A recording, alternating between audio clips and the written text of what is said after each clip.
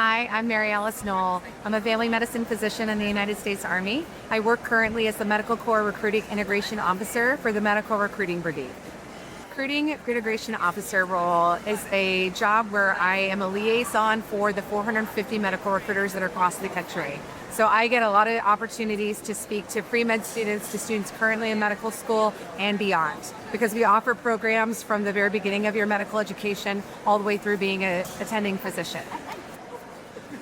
I was drawn to family medicine as a specialty during my third year of medical school, which some people might think is a little bit late, but I got introduced to the fact that I could do everything in medicine, and that was what I was enjoying up to that point in medical school. If you're here at HOSA or thinking about joining HOSA in the future and being part of this huge international convention, know that this is a great place to find out about your future.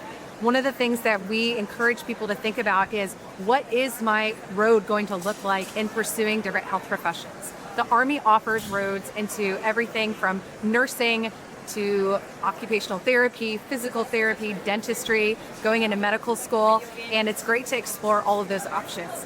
As a high school student, you can get your college paid for by doing ROTC, and that also opens us doors to doing some of these health professions. We offer programs that can take you from college into medical school, into dental school, into veterinary school, and then while you're in those schools, we also offer the Health Profession Scholarship Program that will not only pay for your tuition, but it will also give you a living stipend while you're at school.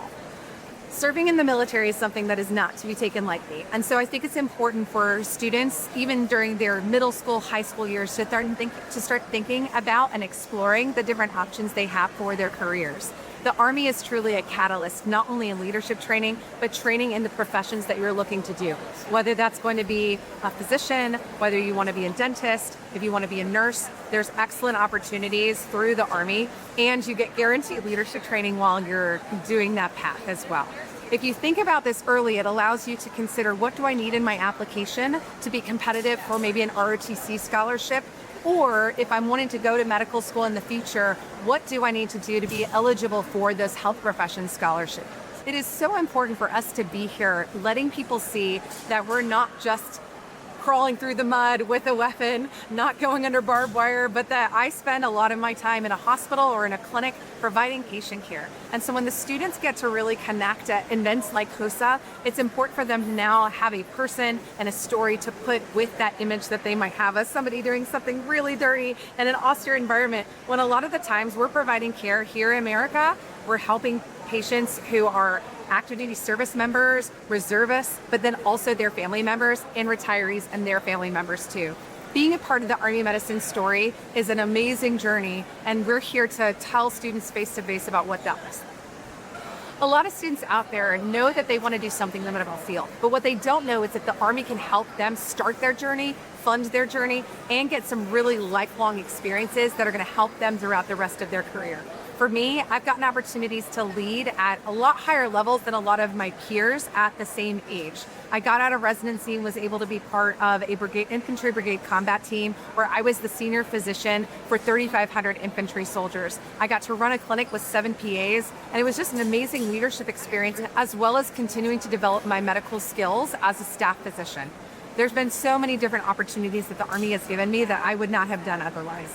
The Army needs more physicians, and that is why Cadet Command is now missioned to produce at least 25 pre-med cadets. They'll finish undergrad and then they'll go to medical school. We want those students to know that there is a pathway to go through ROTC and then go to medical school. We have a guide that kind of walks through each year of what it looks like to go through ROTC, take your MCAT, apply for a program called Educational Delay, and make themselves as competitive as possible in their medical school application process.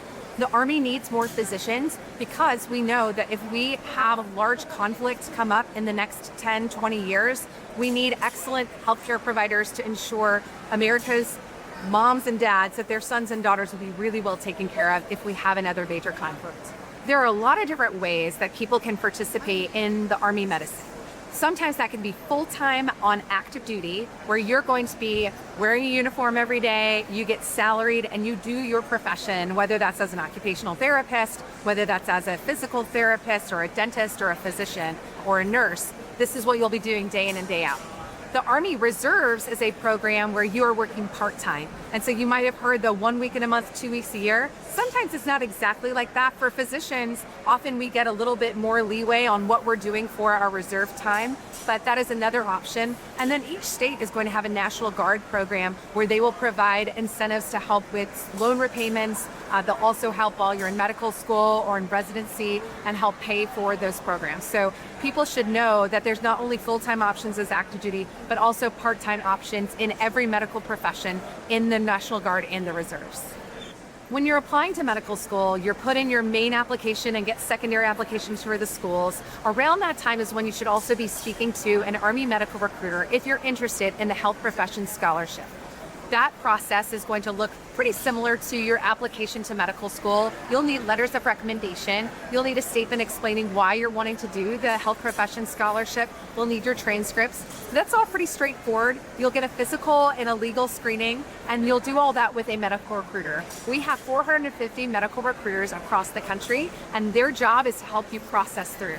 There's also typically a few physicians who want to talk to students along the way so they understand what they're signing up for. We've done podcasts on the military match, and we've also had some other podcasts that have been published that we can link in the video so that you can see what the health profession scholarship entails. The residency training in the Army is going to be at mostly Army hospitals, but we also offer some civilian options. I trained at Martin Army Community Hospital down in Fort Benning, Georgia. I got incredible experience, cradle to grave medicine, where I'm taking care of babies in the inpatient setting to taking care of patients in the outpatient setting and doing procedures. And we also got dedicated leadership training during our residency time that helped us prepare to be Army officers and physicians. All of the residency programs across the Army are accredited by the ACGME.